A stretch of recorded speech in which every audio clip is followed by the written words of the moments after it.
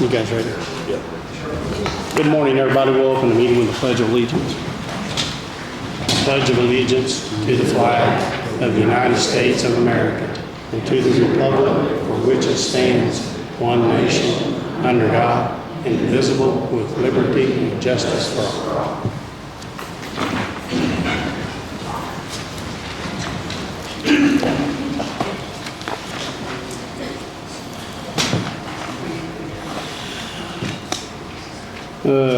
First thing on our agenda is burn ban proclamation. We have lifted that, so we just need to sign the proclamation that we have lifted the burn ban.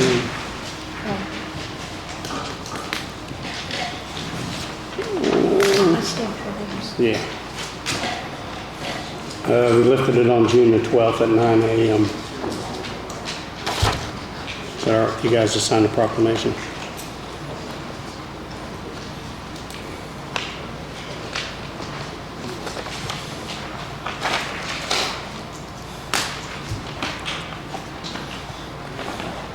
Transportation County Match for a Van Grant. It says Grant, or Missy, I guess. Hi. Well, you can hear me today. The first thing is the invoice for our new van that we had in our budget for this year. That just needs signed. Okay. And then the second thing I'm going to ask is back in 2020, when Kathy Pelser did the 2021 budget, she had put in for an 8-passenger, 2-wheelchair light transit van. It's one of the bigger ones, which we desperately need. We had to take one out of service, and there's another one that's not going to be in service much longer. Floors are falling out of them. They're kind of wired together right now where the battery boxes are.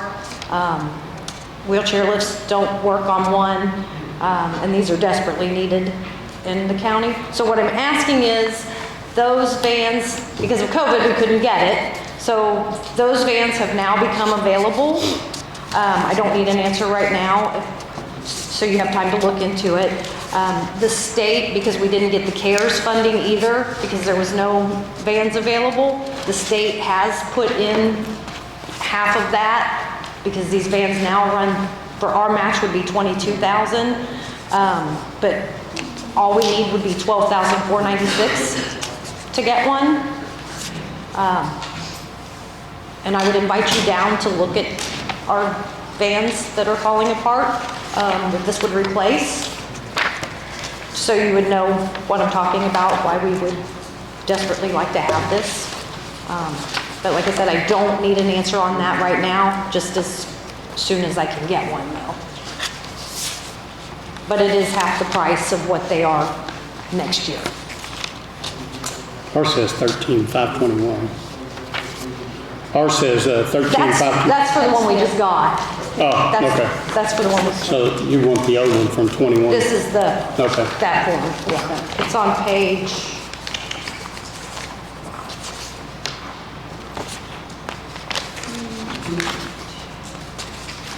it's on page 5, the pricing. It will hold 2 wheelchairs. The minivans are great, but for the larger wheelchairs and anybody that has a wheelchair where their legs are extended, they don't fit in the minivan wheelchair vans. They need the bigger lift vans because those seats there's more room and the seats can fold up. That's why we're pretty desperate, because we only have 2 in good working condition right now.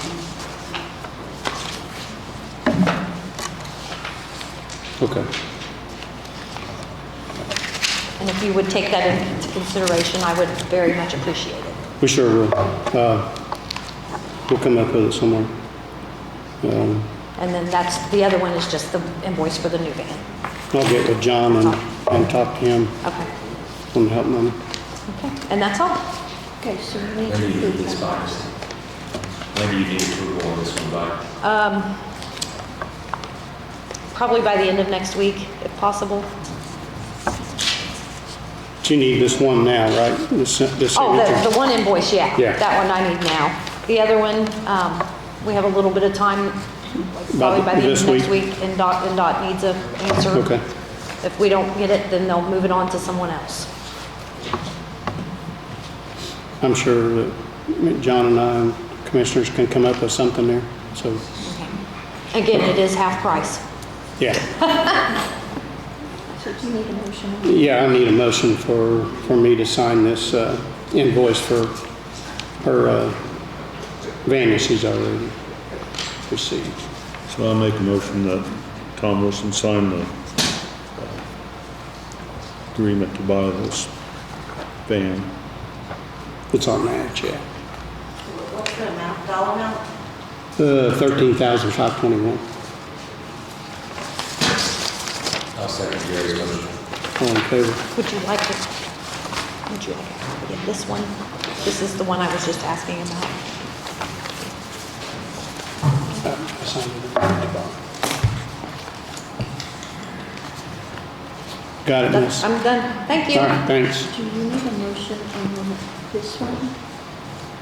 On the new van checking and the John Doe? And then approving? We'll check it and then approve it.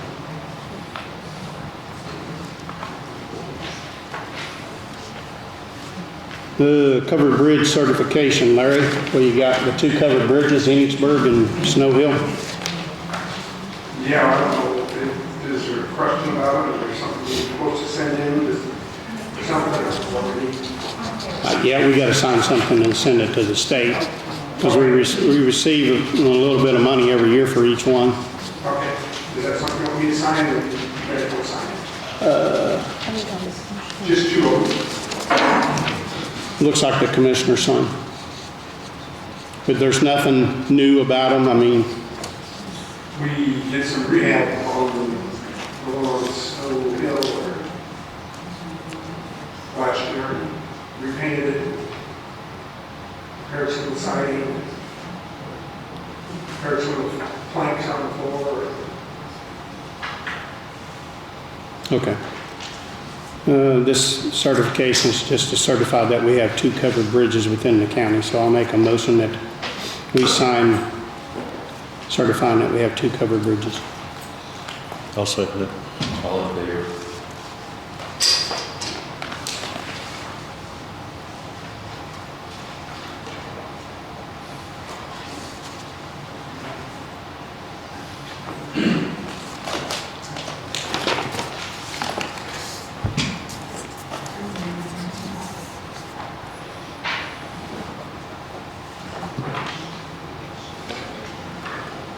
Amy here, you here, Amy? Hey, this Purdue Technical Assistance Program,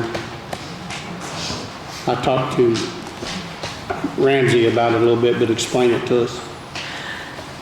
Excuse me, I'm sick this morning, but we've been working on some cybersecurity projects the last couple of years.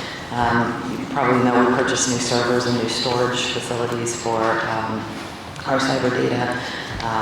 We've also written a cyber business continuity plan, and Purdue University has offered us through the Indiana Office of Technology to do a cybersecurity assessment to check our posture on cybersecurity. So it's mostly a questionnaire to ask what our systems look like. We're primarily working with Ramsey to figure out where we stand. Do we meet the national standards that we should meet for cybersecurity? It would tell us, in the end, they would roll us up a report that says, here's where you stand, here's some things to consider to improve your cybersecurity.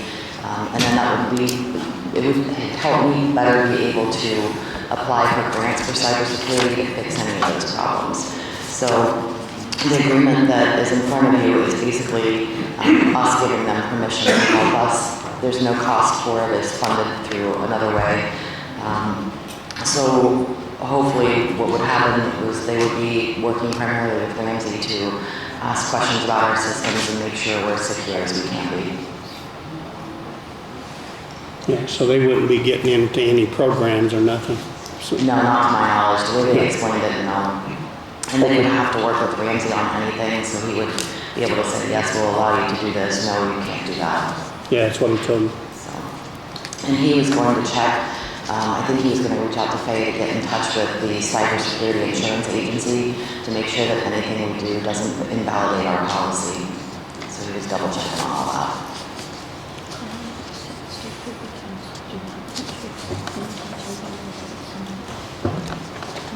card just because we can't get them. I mean, there's some, I think there's some. I think Ramsey's on the Zoom call.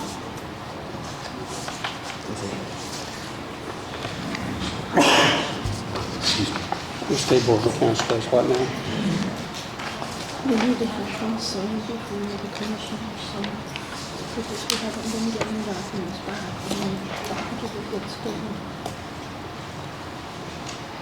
So I think the auditor is telling us that we need Matthew, whatever his last name is, to sign this before we can.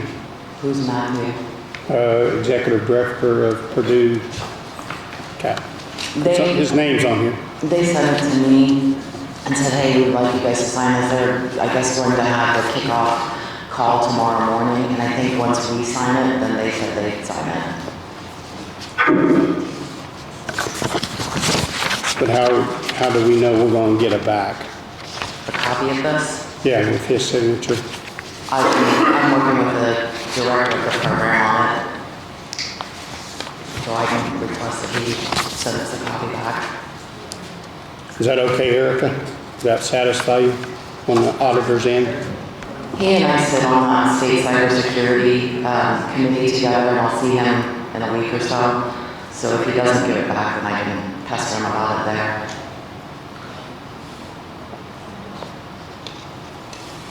You good with that, Erica? Yeah, we'll have to get it back from the elevator. There's no cost to it if that makes any difference. Okay. So do the commissioners want to give Amy permission to sign this for Purdue to do a cybersecurity analysis? No cost to us. I'll make a motion that we allow me to sign the Purdue Technical Assistance Program Cybersecurity Assessment. Second it. All in favor? Thank you. Just so you're aware, we're finishing out that grant that we got a couple years ago. This is one of the last projects we're working on, but in a couple weeks I'll have one more wrap-up project for you guys to look at. It would be doing the physical security assessment, just looking to make sure we have our servers and stuff behind closed doors and all that stuff, and doing some exercising and making sure our plan is sufficient. Okay. Thank you very much. Thank you. Thank you.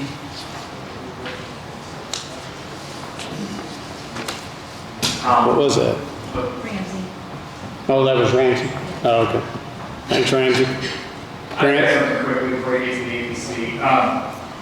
Did you guys get that suspension and debarment policy? But it, It's on the agenda. Oh.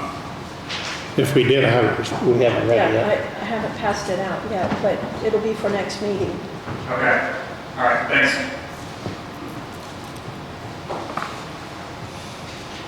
Wireless telecommunication facilities. It's something that the area plan has sent to us for cell towers to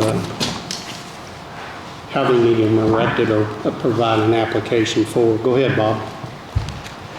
We reviewed a number of neighboring counties' telecommunication regulations and came up with Dearborn County as being the best. And this is pretty much the basis of which this has come about.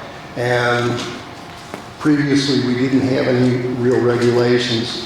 The only thing that we ever did was added to what the cell tower communication people had given us. And what we've added in the past was no climb devices on the tower, signage, and also no microwave communication. This was done by a previous member of the APC, Harlan Eisen, whose son was on a cell tower in 9/11 and suffered damage. He was on the tower, they turned it on to communicate. And so those were some of the things that we had, the only things we had in the past. This would give us give the county a better feel for where cell towers would be going. It's to place them in the least obstructive areas and to make them as safe and I guess to hurt the overall appearance of Franklin County the least amount as possible, but still allow the cell communication. So you have any questions? Yeah. I mean, I don't know if it's changed since you presented this to us.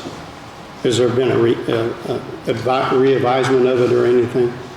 Because in here it says we're going to set up an escrow account, and I think the auditor and the treasurer absolutely do not want to do that. Is that correct, Jolene? Correct.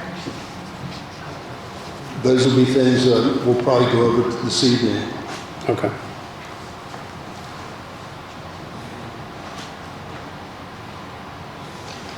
So if you go over it this evening, be sure you address that on escrow accounts. Will do. Thank you.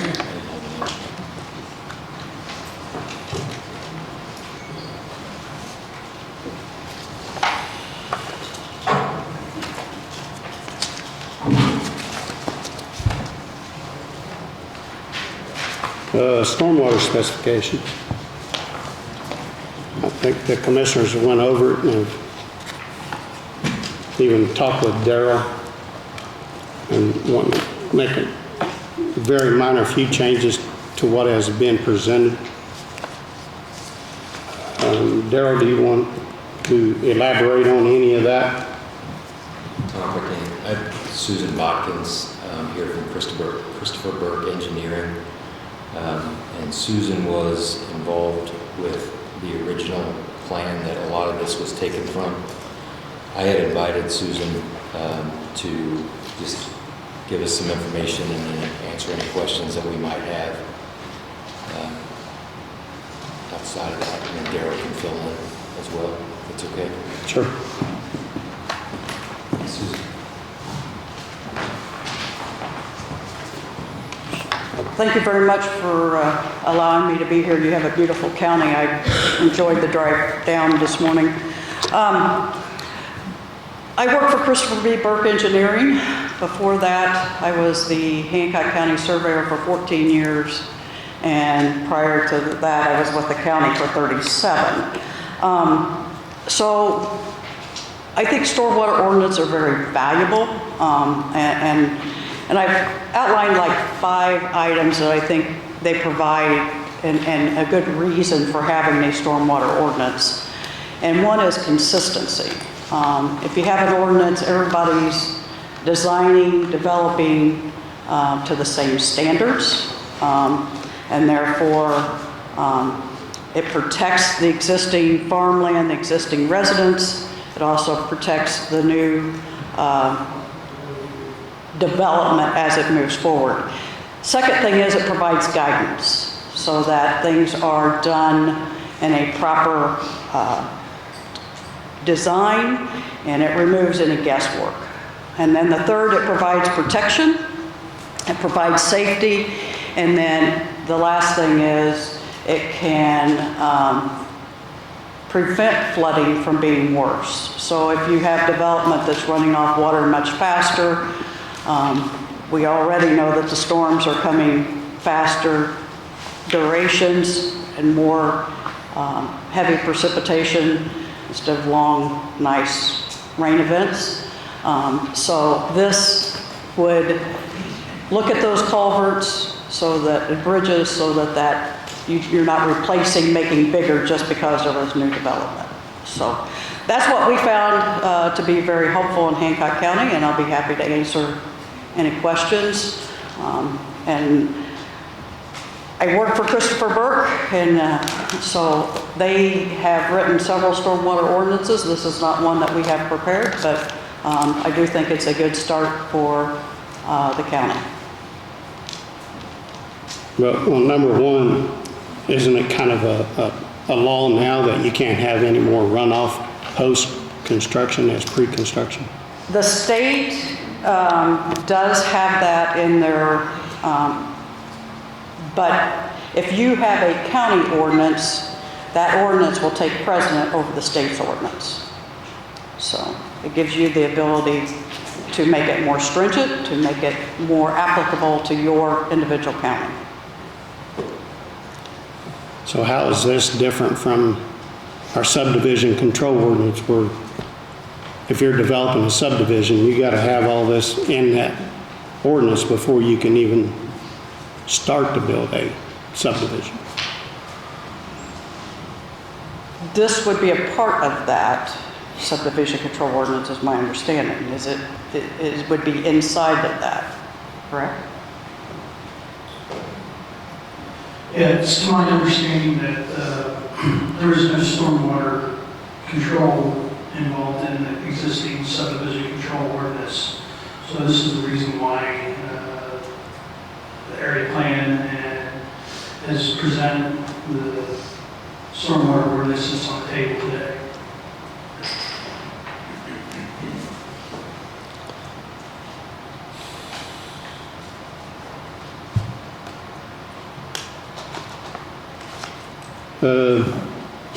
I don't know of any subdivision that we've got now that's caused anybody a flood that's been built in the last 10 years or so, but Hancock County is a lot different than Franklin County, correct? I mean, That it's is flat correct. as a pancake up there.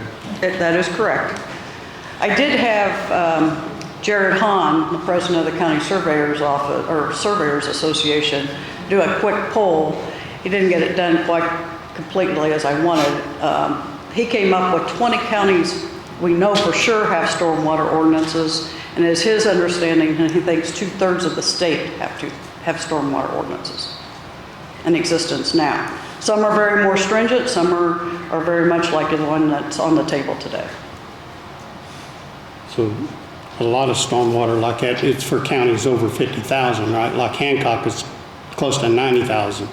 Urbanization's a big thing where they're building subdivision after subdivision. But me being a farmer myself, I like the protection to know that my neighbor, if he decides to put in a subdivision, that he does not have the ability to run his water over onto me any faster than what it's getting there today.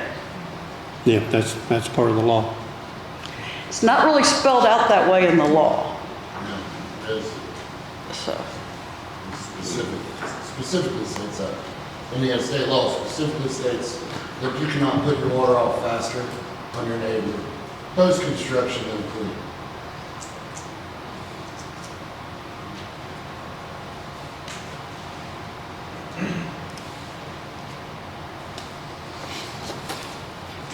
Anybody else got a question? Subsection 3 of the law, 5 cents a month. Anybody else have a question for, I forgot her name. Question. Are you a licensed surveyor? I am not. Are you an engineer? I am not. So you just work for an engineering company? I am a certified floodplain manager and a certified pest erosion and sediment control specialist. So floodplain, Certified floodplain manager, yes. and what else? A certified erosion and sediment control specialist, Which is different than stormwater. to some extent. Sediment is what runs off the dirt, the That is process correct. in which someone keeps their dirt on their property. And floodplain is river bottom that is in floodplain or creeks that flood, not the water that runs off of this building. That is correct, although that water that runs off that building will get to that creek eventually. Yeah, it will. But there's rules in place that says I have to slow it down.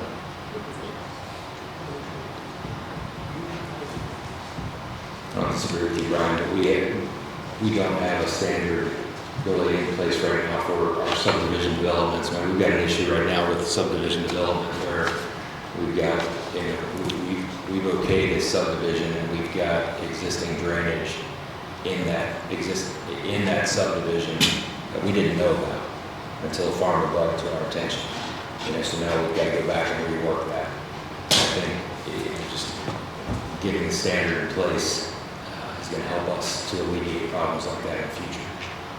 Did anybody call the city of Batesville that came up with this standard that you are massaging into your own? Do we even have any stormwater protection to dump into other than maybe Main Street on Brookfield? Because it mentions a lot of stormwater where I put my stormwater in municipality stormwater system and they take care of it. It's in that code that, I haven't seen the one you got massaged. Right. But that isn't available here. And where it's not available, as I read the plan, where it's not available right now, I mean, even if we were to accept this plan as a whole, we're not bound to creating those things where they don't already exist, but we've got a plan in place for the future should we begin to develop at a faster rate than we are currently. You know, you already have the ability to help on the stormwater without this plan through your drainage board by creating public drains. You already have that ability. The problems that Mr. C posted on Facebook on Reservoir Road can be handled with a public drain. Further development up there, that water's already there. The new developers shouldn't have to worry about the water problem you already have. You should be worried about fixing the water problem you already have before adding more rules and regulations. The county has what is called regulated drains, where the people whose stormwater goes into that regulated drain so they don't flood have to pay to maintain that drain. They have them out in Bath, they have them out in Springfield Township. There's probably, what, a dozen? Rob, you're in charge of those. That's correct, there's about 12 to 13 of them, and those are typically used for agricultural drainage, to help drain agricultural fields when there's low areas that doesn't drain well. However, when a regulated drain is to come into play, typically it's petitioned by the landowners to the drainage board to create that drain. There's a legal process for that to happen. And when you say that the majority of the stormwater runoff that you recorded up in the Reservoir Road area and up on the hill, and I know that's a big issue, is caused by agriculture? A good deal of runoff comes from agricultural grounds, but that area is developing and it will not improve unless there's some like ordinance in place to help control that. So you're wanting the new developer to control your old problem instead of going and being proactive and using the tools you have now to fix the problem, because the new developer didn't cause the problem. The housings probably didn't cause the problem because they're located on larger than an acre. And most people know that if you take an acre of row crop out and plant a house on it that covers maybe a quarter of that acre and you've got a 3/4 acre lawn, it's moving water slower than your acre of row crop. Is that a pretty accurate statement? That's an accurate statement, but this does not address a single residence. This ordinance only is for subdivisions where you would have multiple homes Per acre. per acre. Correct, and that's what I'm saying is, And we're trying to lay the problem on people that have 1 and 2 acre lots, like the houses built on the top of the hill caused the water problem. The water problem was there prior to the houses being built. It's probably worse when it was all row crops. Just no one was there to see it. So we're putting in this vast amount of rules and regulations for a problem that's probably existed for 30 or 40 years, but we're not fixing the problem. Putting this in place today doesn't fix the problem that it looks like a river coming across Clover Drive when it rains really hard. This is not meant for existing. This is meant for new. I understand that, but I think that it's being passed off like this is going to fix the water problems that we have.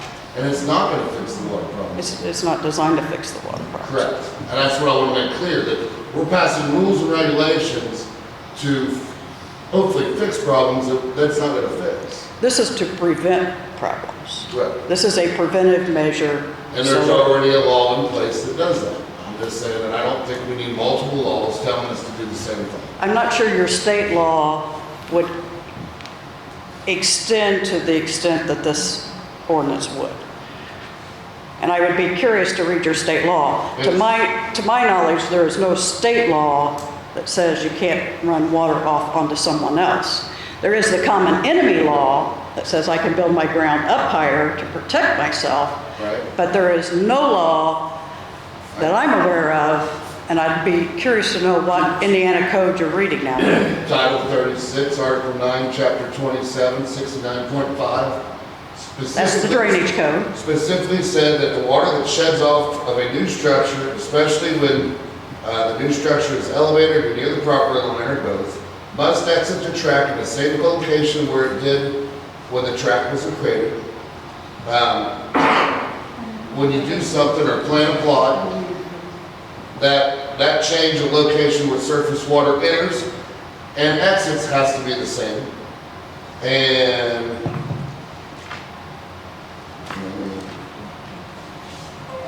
sorry, I'm trying to do it. The plan must maintain that the amount of drainage through the track that exists when the track was created, if any tiles are cut, broken, or rendered useless during construction activity, the planner is responsible for the repair or replacement of such tiles.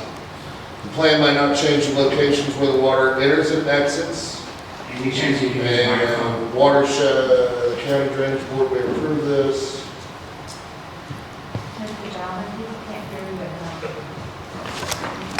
Sorry, I'm trying to read private classes.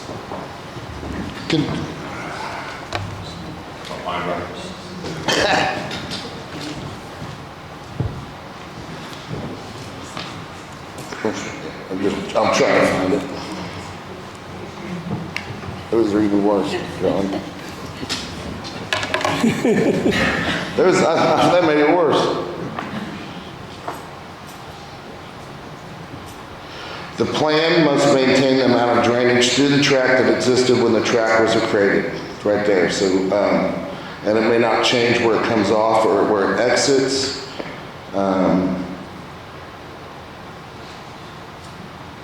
If I could control unless otherwise.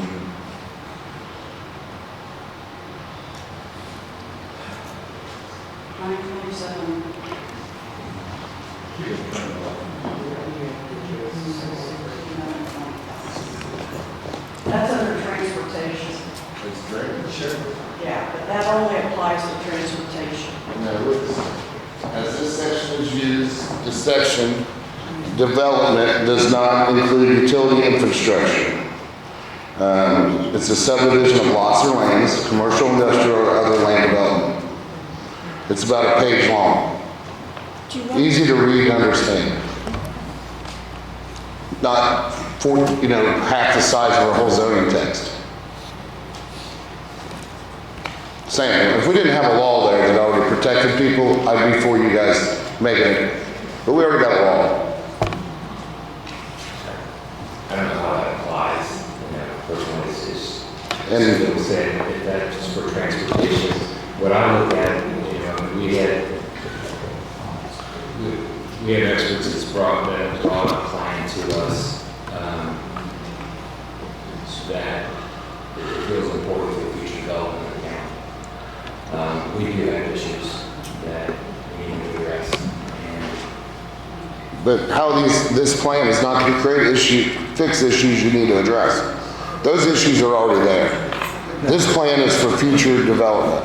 Right. And that's, Okay. that's what I'm looking at. I mean, as I hate a very personal situation into the argument at all, but I am a homeowner on Reservoir Hill, and the development across the way on beyond Clover Drive could impact the water flow on my property. Not according to state law.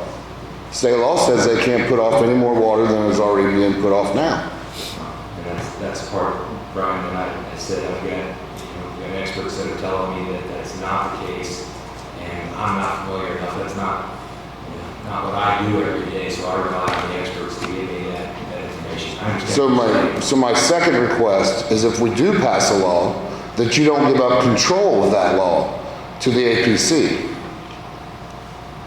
The drainage board can handle any kind of drainage approvals prior to someone going to the APC. The APC is biased. The APC put me through 3 meetings 3 months or 2 months of aggravation, requiring all this stuff. And another person came in to build storage units and didn't even have to provide one after I came through. They had to go to a variance meeting too. So they're not putting their code across to everybody the same. Certain people get special treatment. So unless it comes before the elected people that we elect every couple of years, it shouldn't be passed off to the APC. You guys have the ability to keep it inside your drainage board. You guys are the drainage board, you guys are the experts in the matter.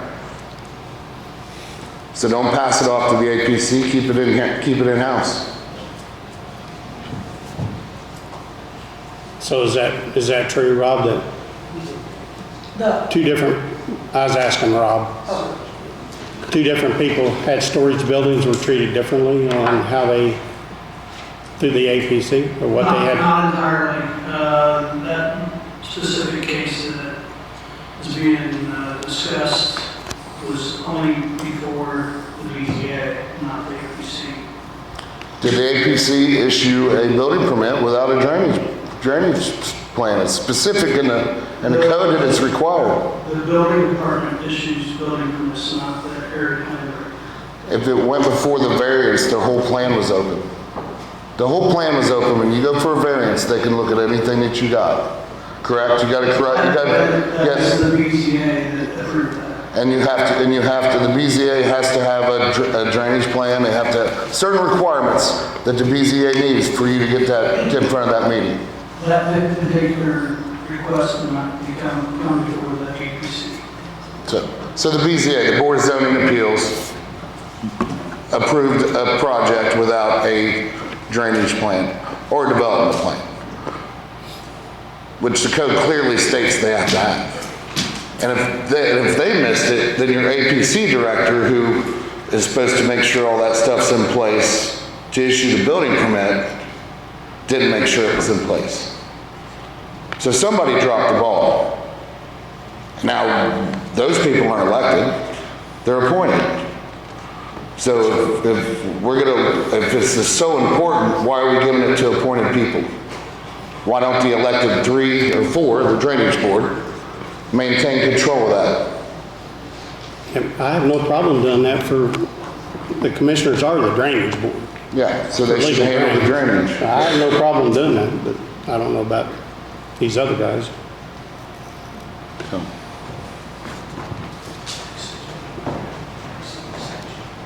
Yeah, just a point of clarification, we did look at the code. He is correct, that is Indiana code, but it applies to urban drains.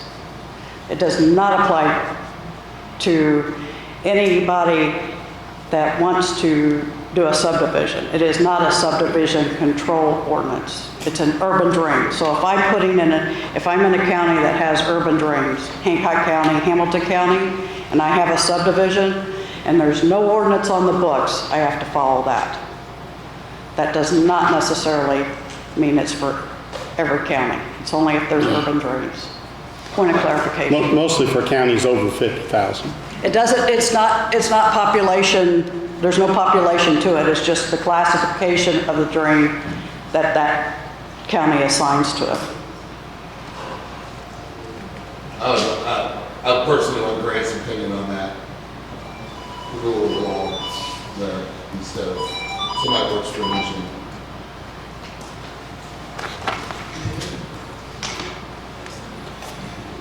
Do you know, Grant?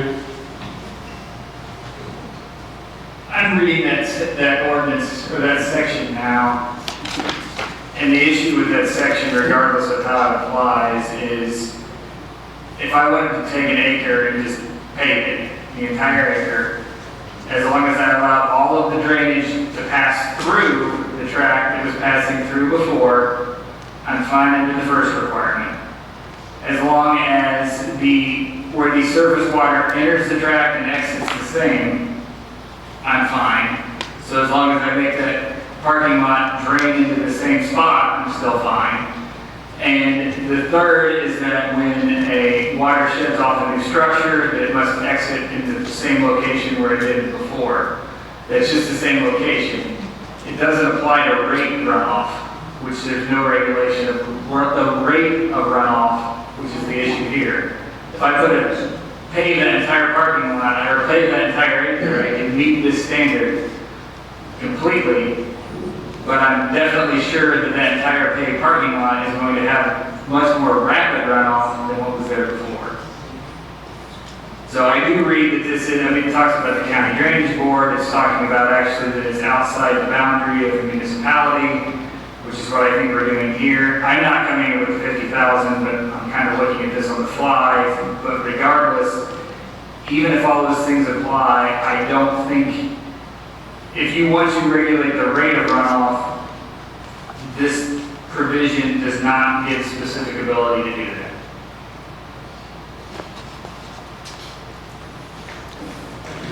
So, Tom said he's okay with keeping this with the drainage board as opposed to zoning, and I don't know why I would disagree with that at all either. What impact would that have on this document, and what would need to be changed if we were to keep that as keep this as a drainage board function as opposed to zoning? Well, as far as the proposed ordinance draft, it could be a function through the drainage board. It's just a standard that is being established for developers, engineers, surveyors to follow. So, and it controls the runoff rate, as Greg suggested, above and beyond what the state calls for.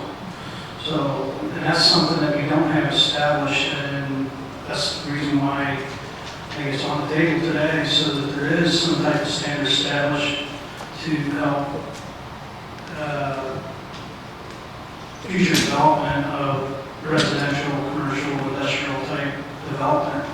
And again, this isn't for the 1 acre, 2 acre type one lot split. There's actual language within the code that offers exemption to that.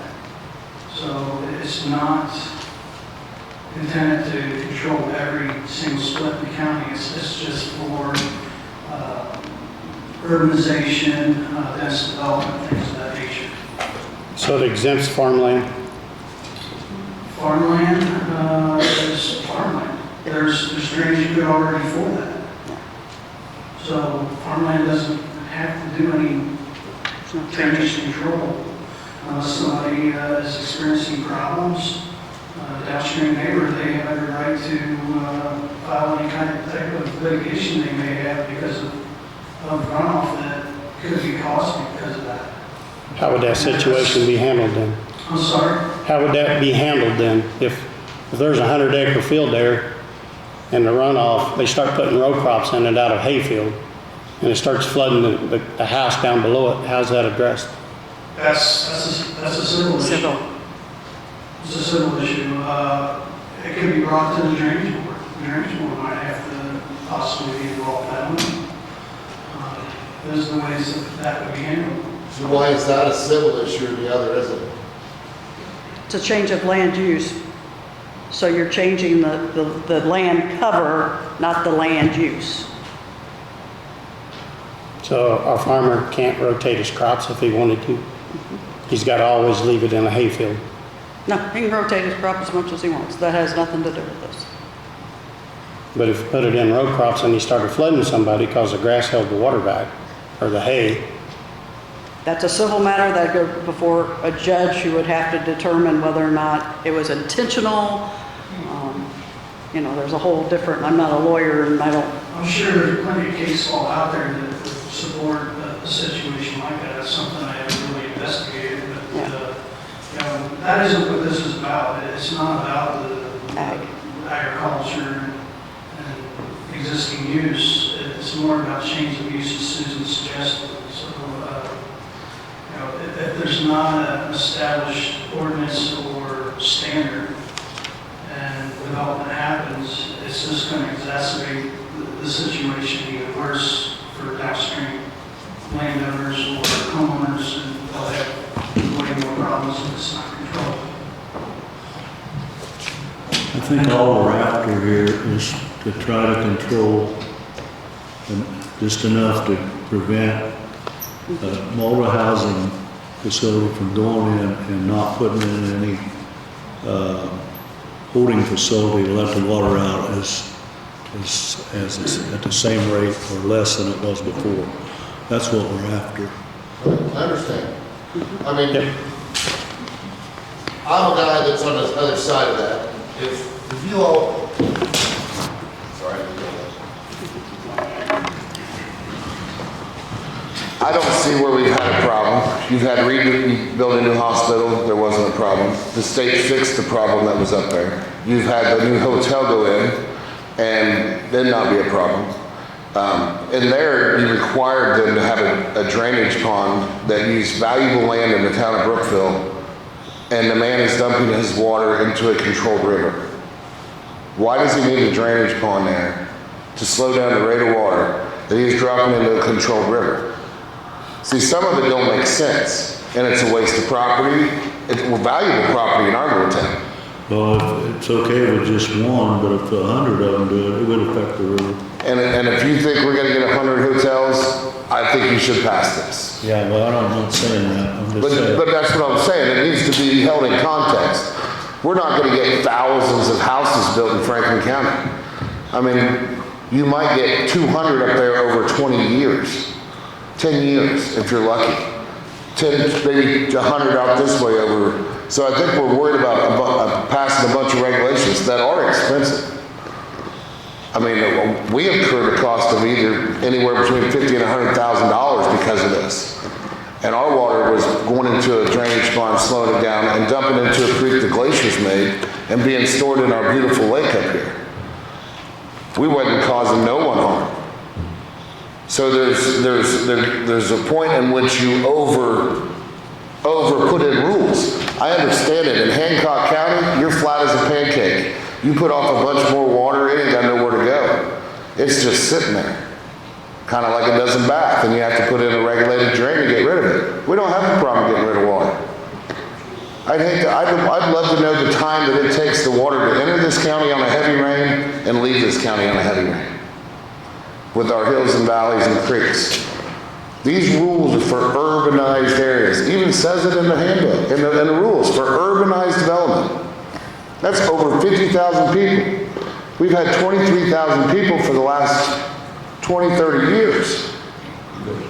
Not necessarily. I mean, if you look at the one hotel that you pointed out as an example, I mean, it's not the greatest of examples, but one area, one parking lot like that can make a difference. You know, I know it's being dumped into a controlled river, but if you look at the power line situation that we've got in Meadowmark, that is one area of water that's flowing into the river that has totally changed the course of that river and is now jeopardizing the entire town. The river will change and will continue to change and change. Right. And that's all from water that is north of us, that starts in Hancock County. Also, the DNR won't control the water. They said, let the river meander. Let the river go where it goes. And let it go where it goes. You know, that's their problem. They could have controlled that river. You know, it's now a quarter of a mile further one way than it was the other. Your situation where you built your house, it was in a drainage swell. You know it was in a drainage swell. Yes. So you're going to deal with water. When you build in a drainage swell, you're going to deal with the water that comes along with it. You brought in, what, 20, 30, 40 loads of dirt to bring your yard up? Who is to think that you're not going to have a water problem? You got a whole farm field, 2 whole farm fields coming over through your yard. Right. But that isn't, that's not the county's problem. No, but we took steps in my particular situation, we took steps to make sure that the water continued to move through the property the way that it was supposed to. And then, you know, the neighbor puts in a culvert that is smaller than it should have been. But that culvert's 100 feet from your property, John. The change in height and elevation, the water should be able to move off your property. All right? You're allowed to push that water through your property any way you see fit, common law rule. All right? They're allowed to put in a small culvert for the cart path so they can get through that wet section from the neighbors. It's slow down the flow of water from my property through there, so they're backing the water up into my property. And that's what, you know, this standard aims to protect and keep that moving. So anybody that wants to put in a farm because they're catching water that's coming onto them and slowing it down. Every farm pump put out there is put out there in a drainage swale that has water run through it. Now, if I'm catching that water, I'm slowing it down. Agricultural standards are different than what we're talking about here. We point out So we're not fixing the problem. slowing that down.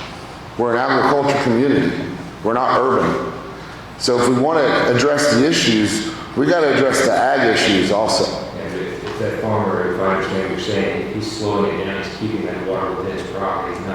He's not keeping it from, he's not backing it up into his neighbor's property. Golf course does. What he's doing. The pond there by hole 14 or 15 backs it up all the way into Clover Drive.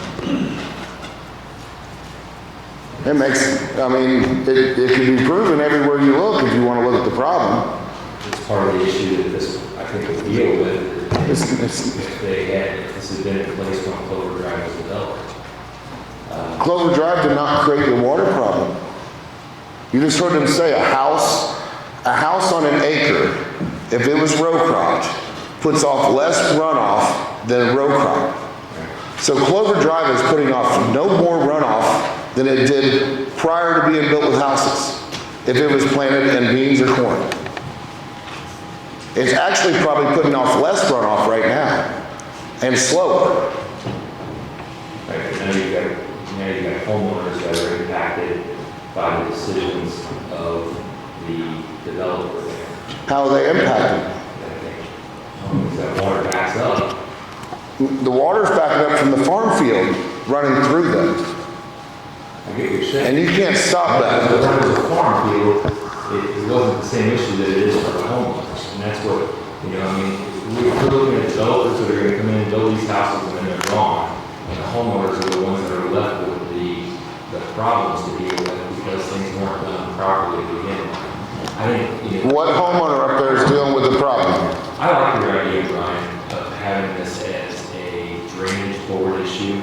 Right. So what I'd like to do is, I like the standard. I think the standard is something that we need to have in place, but I think that elected officials need to be held accountable for making sure that this standard is utilized the same way across the board.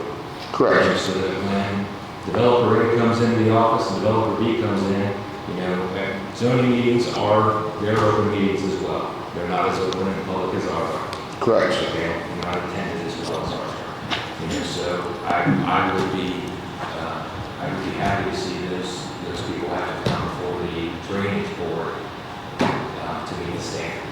But I think the standard needs to be, I think we need to, send this back to APC with the recommendation that, my recommendation would be that we send this back to the APC and get them to revise the document to make it a drainage board oversight, to give drainage board the oversight of this.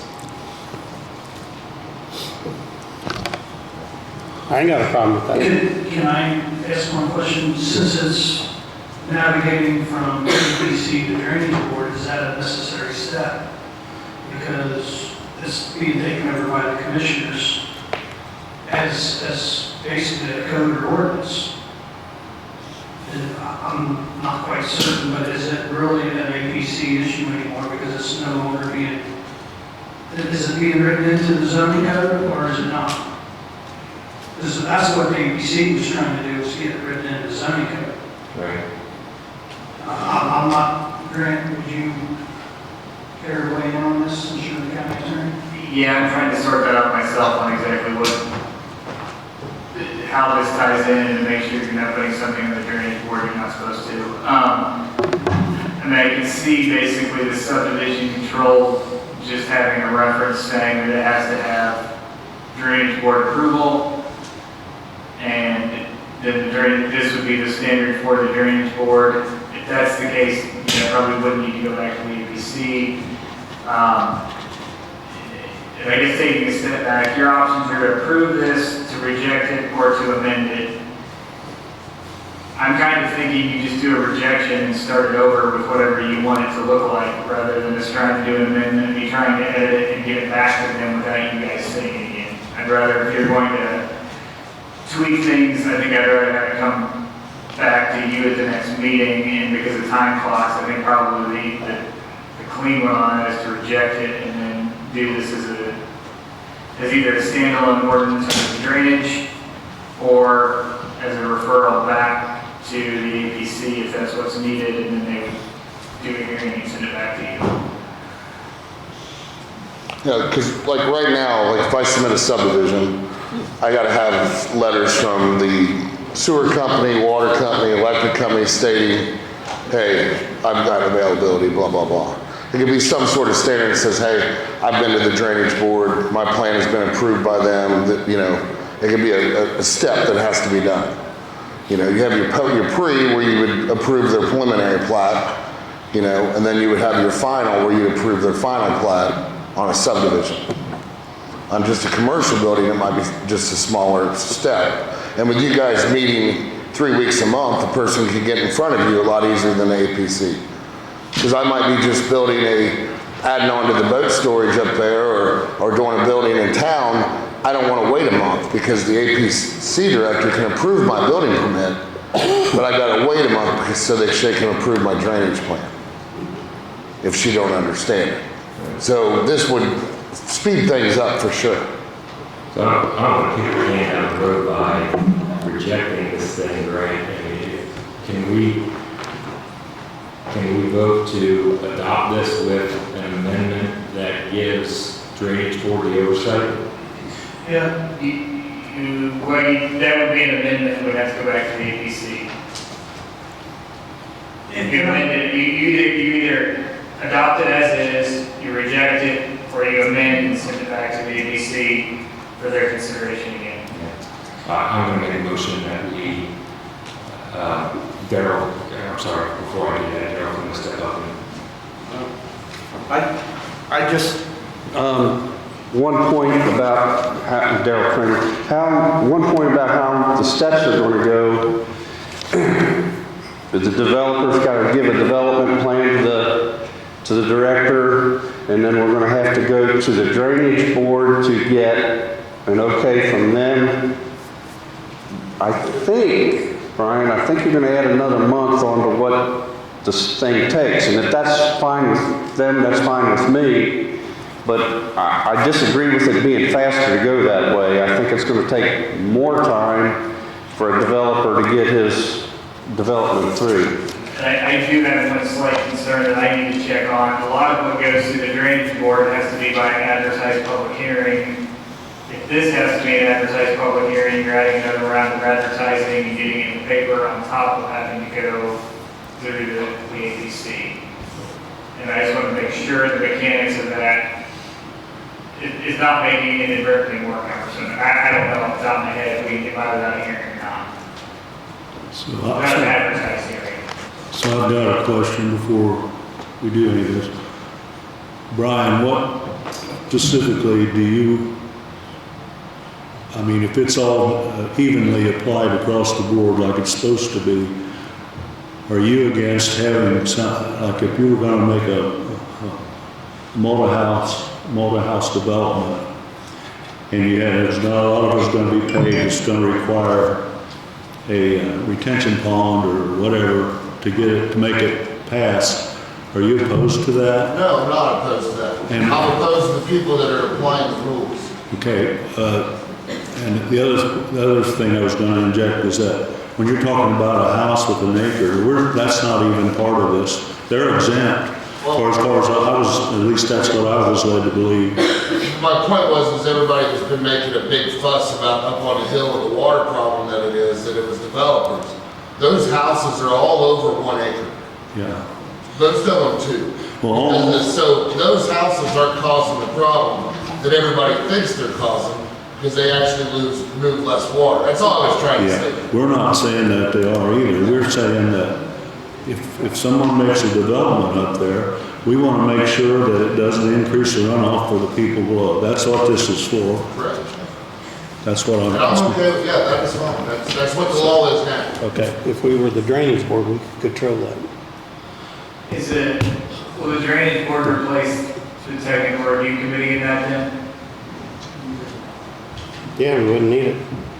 Okay.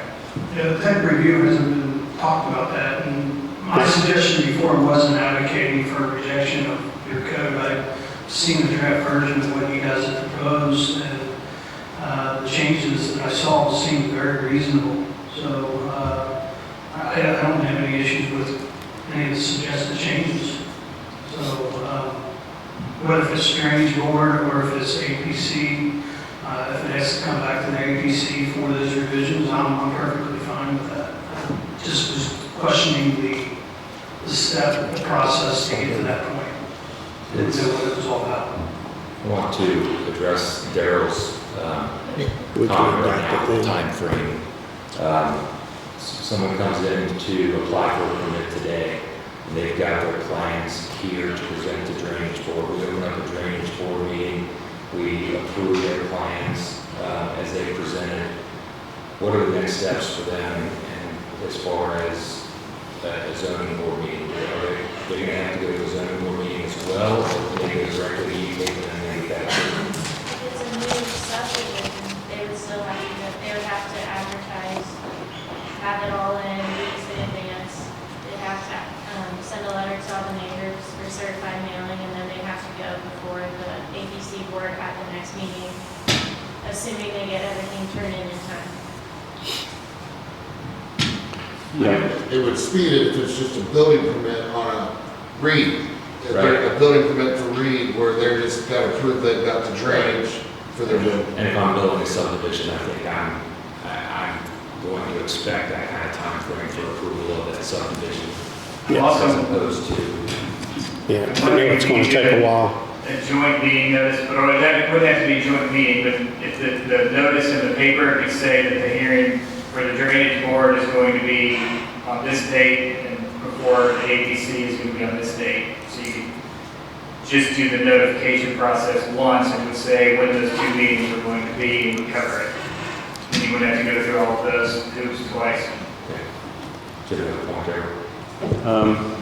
Yeah, basically, you're going to have to advertise it. I never thought about what Brent was just saying, advertising them both at the same time. You're still going to, the APC meets once a month. You guys meet every 2 weeks or twice a month. So depending on how the calendar goes, it could add another month on there. As far as the tactical committee, we don't have that yet. When we get that, the tactical committee will say, well, the drainage board passed on it or the drainage board did not pass on it. That's what the tactical committee would look at. If you put it in front of the drainage board. If you put it in front of the APC, then we would have to go through all the steps that you guys would have to go through. This does give a standard to extra water leaving the property faster. That's a little off subject what we're on right now, but. I'd like to also add that if a technical advisory committee is voted on and approved as presented to the commissioners, that takes in this process of reviewing the drainage, which would eliminate an extra step for advertising through the drainage board. So it's all handled that way. Once that's done, it comes before the APC. There's one advertisement for APC for approval. And it will streamline the process and possibly take out the delays that you guys are discussing because of the time to get before the drainage board and so on. So that's a typical process that happens in several counties, municipalities, and so on. So it is everything that has been presented to you so far has been put together to help streamline everything. Sorry, guys. So is the technical review committee in front of you guys right now too? Or is that something at a different meeting and I'll just wait? Yeah, it's not on the agenda. Okay, well, we'll just wait for that. Because I don't think, we put you guys in place, we put the APC in place. Why do we got somebody else that are making decisions? Why do we need the APC? It's a technical review committee, it's gonna handle it all.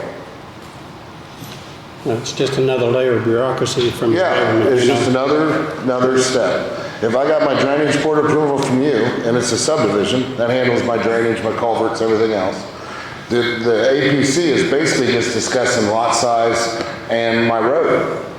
I mean, REC or Duke's gonna tell you where their electric's going. Franklin County Water tells you where their water's going. Brookville Regional Sewer tells you where their sewer's going. There's nothing, these rules, this technical review committee, if you can call Batesville, I've called and talked to that guy many times. That is because the city owns the sewer, the city owns the water, the city owns the gas, the city owns the stormwater. So they have a technical review committee with their city people to make sure that they put their water line where they want it, their sewer line where they want it, their stormwater where they want it, their gas line where they want it. The only utility that Batesville doesn't own is the electric. So that's why they have a technical review committee. They don't have that if it's just going in there for a regular permit. It's only on a subdivision. It's only because they own those items. They're going to have to maintain those items. So they want to put them in a place that's easy for them to do that. The county doesn't own anything but the road. So why do we need a technical review committee for just the road? It's another step in another process we don't need. Well, I think if the commissioners do this as a drainage board, it's only for subdivisions, which how often is that going to come before us? Not very often, because we don't have very many subdivisions. So, and like to say, it ain't, the responsibility ain't on somebody that's appointed that has no repercussions. It'll be elected official. Right. So I would make a motion that we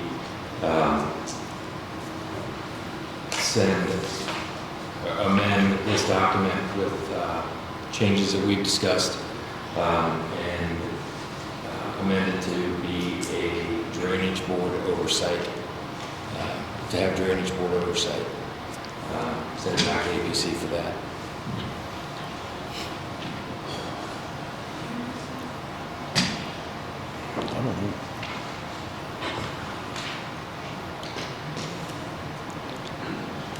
I don't know. I'd rather reject it and then us adopt it as an ordinance instead of sending it back to them and then them sending it back to us. We can make the changes that we want if we reject it.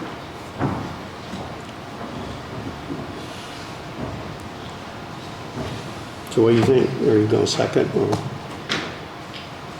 no?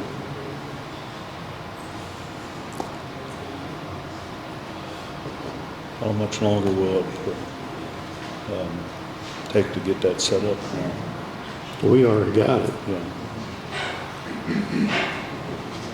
We could actually do it at our next meeting or the next one after that, adopt it as a standalone.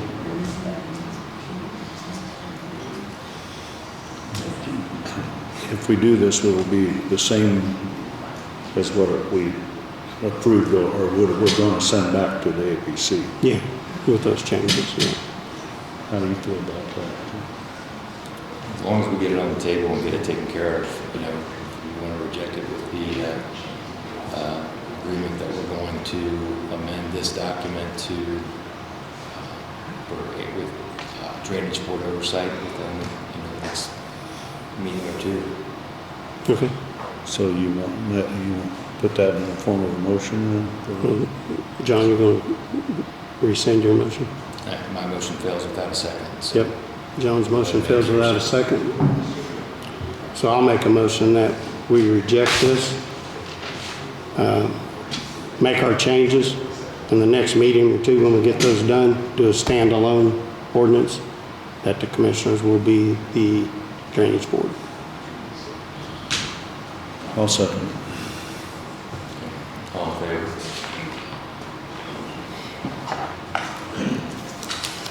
All right. Miss Jolene, you're up next. Oh, no, it's my monthly report.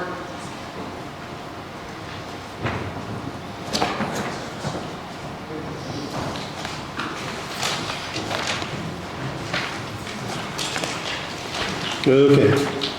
I'll make a motion that we acknowledge or receive the treasurer's report for May.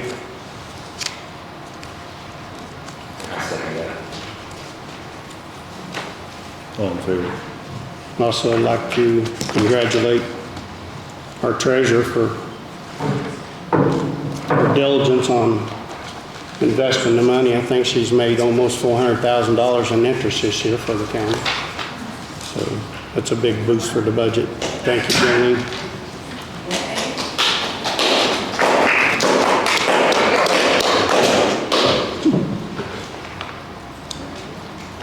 Also, I'll make a motion that we acknowledge we received the clerk's report for May. I'll second the motion. All in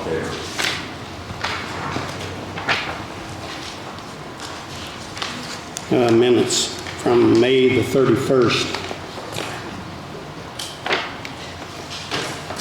Any changes, or everybody okay with what was presented? That's good. Make a motion that we approve the minutes received for the May 31st, 2023 meeting. I'll second it. All in favor?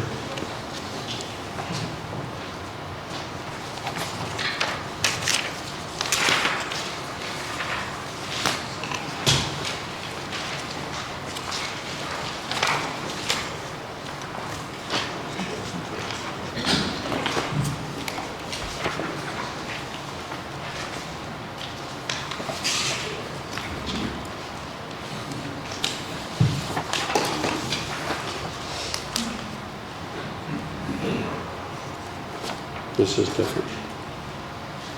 It's two different things. This is the check register. I need this then, right?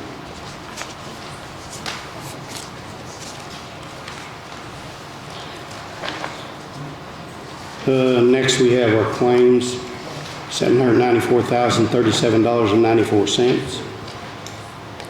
LIT lit, $890,121.33. Utilities and extras like health and trauma, $448,499.55.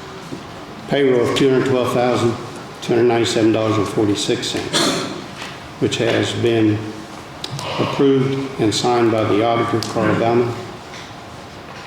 Make a motion to accept the claims, lit, utilities, payroll. I'll second it. All in favor?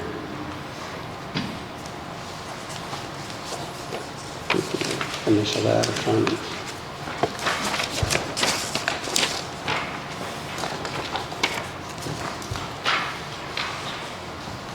Eric, I did a question on the check register, and this may be simple, but maybe it's common. 167 pay records paid, 161 employees paid. What's the difference there? What is that?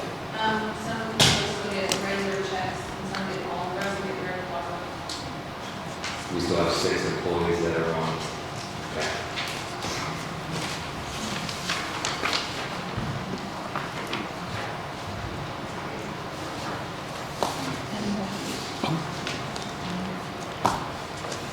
One other thing on Simon, David Bowser from Mattamore has asked to close a street July the 1st for their 4th of July parade. I think it's for a couple hours, around 6 p.m. So I don't have a problem with that. I mean, we can't authorize them to close 52, but we can authorize the street there. I'm okay with it. Do we have to have a Motion? A motion, yeah. make a motion to allow Mr. Bowser to close a section of roadway in Mattamore on July 1st. I second that. All in favor? There's a gentleman in the audience that wants to speak. Steve, yeah, I know Steve, where's he at? Steve?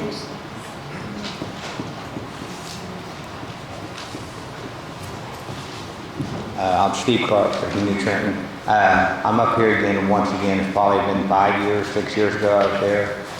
We still have a water problem in New Trenton, especially between my house and the house in front of me, like on Lake Street.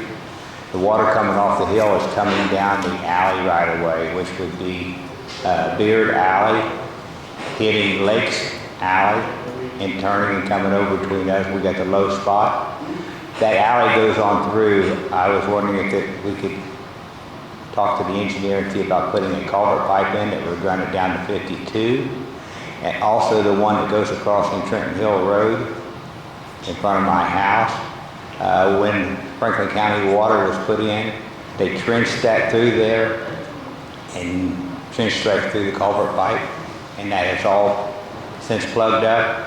And then all the sand and everything comes off the hill is filled my front yard in, which makes it real nice and flat, easy to mow. But I have no place to run my water coming off my house that I normally would do for downspouts and that, because it's all going down to Lake Street and it builds up. And when it builds up and comes across, all the way across Lake Street, it is now causing me a water problem in my house. And the water that's coming off New Trenton Hill and coming down Beard Alley is running across my backyard, and when it does, my septic system no longer works. I've already paid over $800 this year to have my septic system pumped out. The rain we've got in the last couple of days hasn't bothered me. I normally don't have a problem. When I talked to the sanitation board, they told me I could probably build a barrier up around my backyard to keep the water running off the hill. My problem then is it runs over onto Lake Alley, and then it builds up and comes over against the side of my house, builds up. I don't know what process I need to go through, but that's what I'm looking for information here. I guess talk to the county engineer. Putting a culvert in ain't no problem. I mean, Jerry could have that done. That's yours, right? Yeah. Well, we're probably looking at 2 different culvert pipes.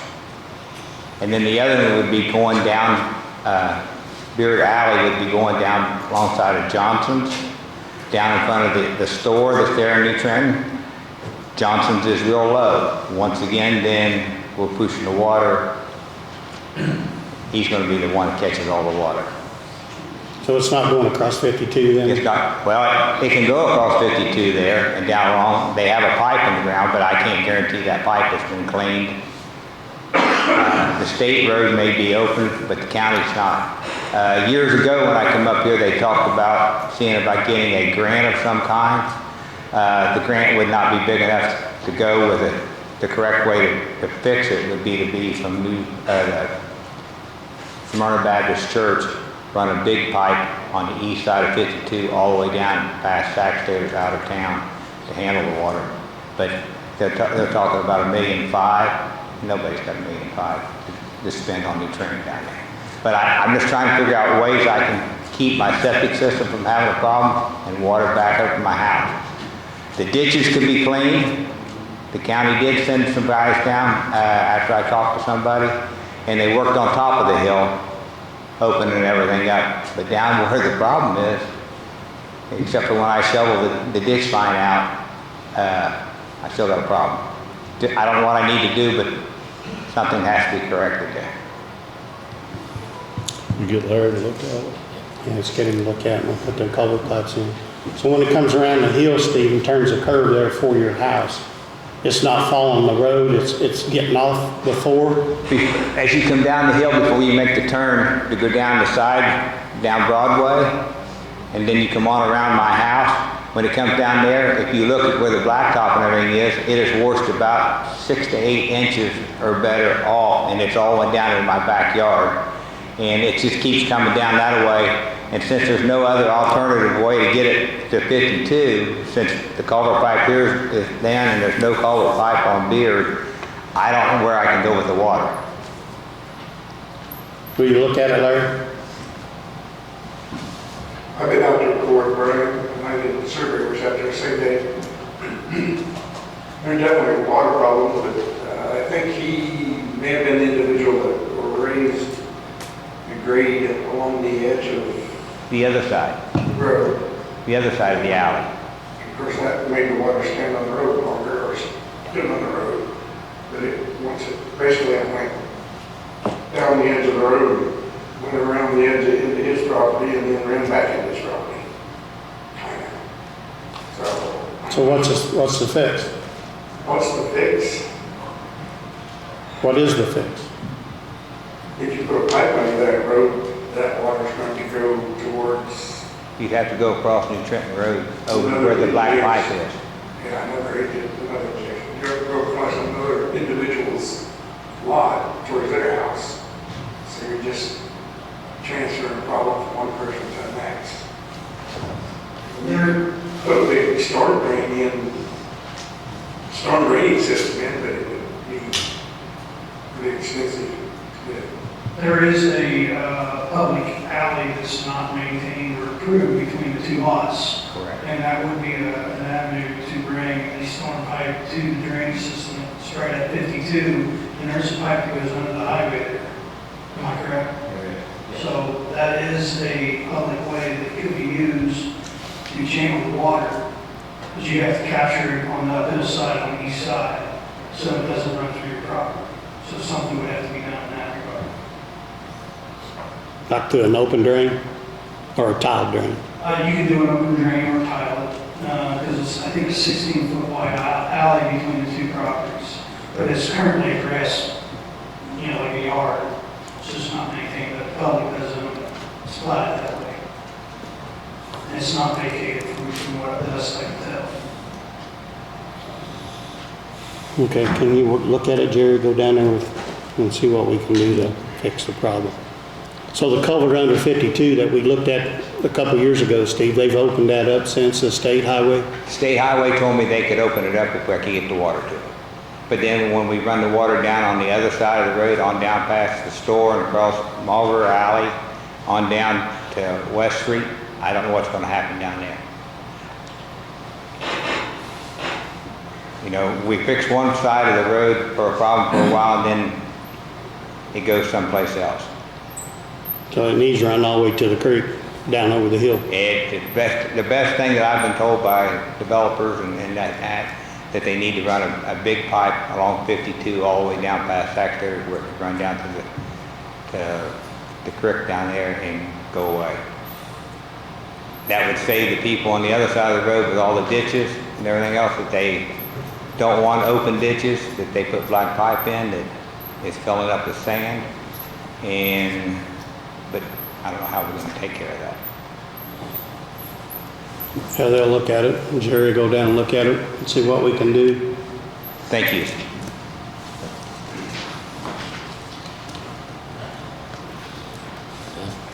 So we're going to take a break, I guess, and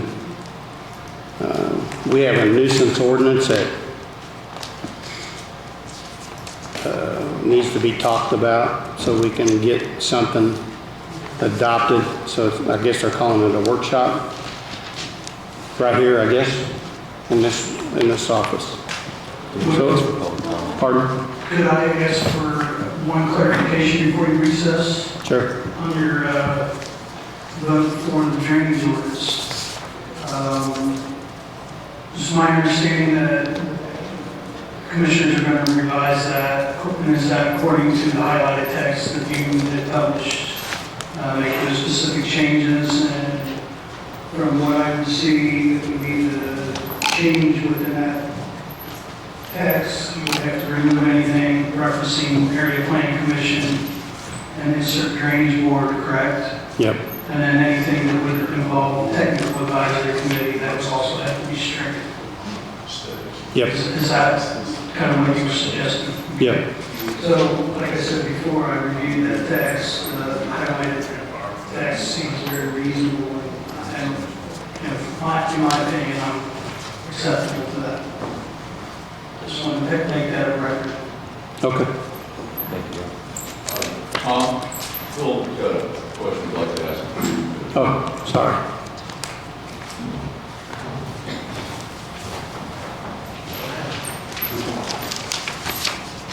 Yeah, Bill Shermer.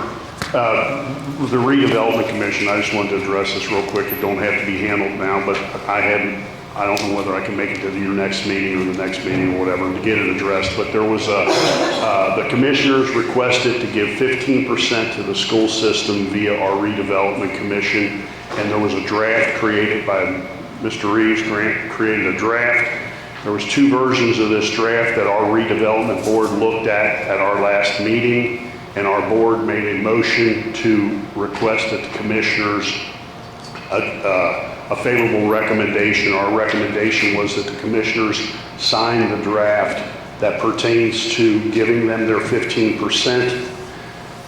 It's what is the way it will work, or the way it's worded is what we would capture.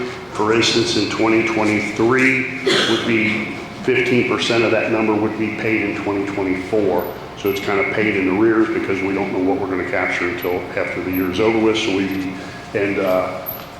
the other part to the question that was, we met with the school board, but the part that was somewhat controversial, I'll say, was we requested that we adopt the draft that uses the word commercial TIF. So we wanted you to capture 15% of the commercial TIF district. If we create another TIF district for commercial purposes, that would be included in it also. But the reason it was done is because in the event that we create a residential TIF district, we didn't want to capture 15% of that residential TIF district and share that, let's just say at this point in time. Our goal with the residential TIF district was to be able to use the revenue to create infrastructure and build out that residential use, and in turn create higher density of population, and at the same time provide the school system hopefully with more students. So our reason for the residential, so you understand, was that it's in an effort to create revenue that we can use to help build out that subdivision or that parcel or whatever it may be that's in that district. And we had to have permission from the school board because we're talking about possibly implementing a residential TIF district on Reservoir Hill. And prior to doing so, as part of our application we submitted, we needed the school board's approval, and we got that they would approve that TIF district. It was contingent as to whether we got the grant to move forward with the sewer system up there or not. And that's all in play, and so we're going to be eventually looking at TIFing that area with a residential TIF district. But I just wanted to bring it to your attention. I have a copy of the draft, but I don't think this is the right one. Grant will have to get it to you. You can bring it up at your next meeting, put it on your agenda. If you need me to show up again, I can, but my whole point was the draft that we were referring to was the one that uses the word commercial TIF districts. Any other? Can you get that to us, Grant, so we can get that signed? I was sending it now, so we got it for next meeting. Commissioners, I didn't know that TIF was going to be on the agenda today, but the school board did talk about this last night. And I want to back up for just a moment. I'm Sarah Duffy, and I'm the representative from the school board to the Franklin County Redevelopment Commission. And back last July 2022, the commissioners who sat there at the time voted to give 15% of TIF revenue to the schools. And that was done in conjunction with other changes that were being made to the ordinance about TIF. Those ordinances made it easier for properties in the county to just draw a circle around them and they become part of the TIF. When they become part of the TIF, then the county, the school, the township is no longer getting any increases from future development in the area. The county, the township, and the school, their TIF money is frozen for up to 25 years or longer at a flat rate. Well, you know what that means when your revenue is frozen for the county. Same thing for the schools. Anyway, to get current to the moment, at the May 23rd meeting, there was a meeting and school board representatives were there with the Franklin County Redevelopment Commission, and the school board was ready to accept the TIF revenue restrictions that Bill Shermer wanted. But then Bill added another new restriction. So he wanted no money from housing TIFs to go to the schools. So that's the word, adding the word commercial. So no money from future housing TIFs would go to the schools. Also, he said some years, no money, none, would go to the schools. So the 15% that the commissioners voted in 2022, the new wording said up to 15%.